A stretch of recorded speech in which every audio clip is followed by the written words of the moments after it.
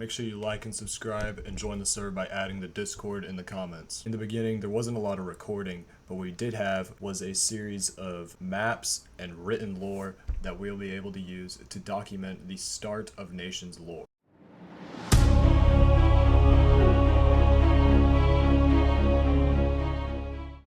It all began right about here, where the first people on the server joined. And at the time, they didn't really have any nations, and everybody was pretty peaceful. So they all went to right here, which was a nearby village that they called Knifepoint. And so, the first ever nation would be built. Now I want you to tell me which one of these government types that you think Knifepoint used.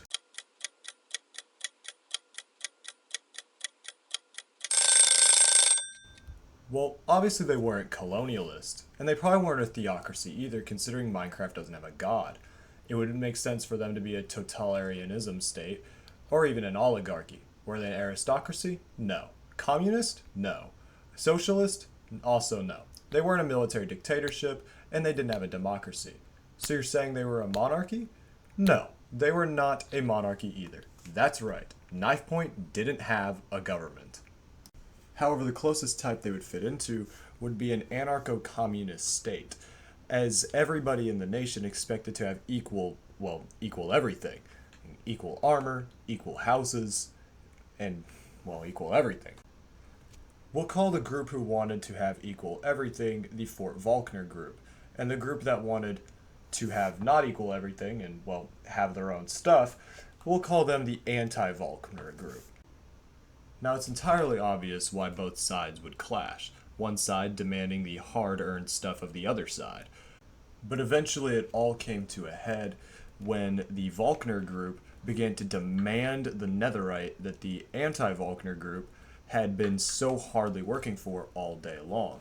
The anti-Volkner group, of course, declined, and so the Volkner group got pretty pissed off and attempted to kill them. They would fail this assassination, it wasn't assassination, they would fail this battle, and the anti-Volkner group would force them to run. And in retaliation, the anti-Volkner group would do the first bombing of Fort Volkner, which is the reason why they're called the Volkner group in the first place. Now, after fleeing Knifepoint, the Volkner group would go here, but they thought they were here. They would form the Republican Republic, or what many refer to as Crashly's Republic. And since they had blown up pretty much all of the Knifepoint fort, or Fort Volkner, but that TNT had also hit the main area of Knifepoint, and so the anti-Volkner group went here, but they thought they were here. Now, the anti-Volkner group would eventually rename their little area to Avil, and they believed that they were super far away from the Republic. Now, since the Republic also had this same belief, and both sides had agreed to not attack each other anymore, both sides would just sit there and do whatever they wanted. They would grind up for netherite and over here they grinded up for potions. But ultimately, both sides knew that there would be another war. Now, some believe that the Republic wasn't actually going to attack Avil, but many debate that point. What is for sure is that Avil was going to attack the Republic, and eventually they did. Avil sent over a much smaller army to go attack the Republic, as they believed the Republic would fall very quickly.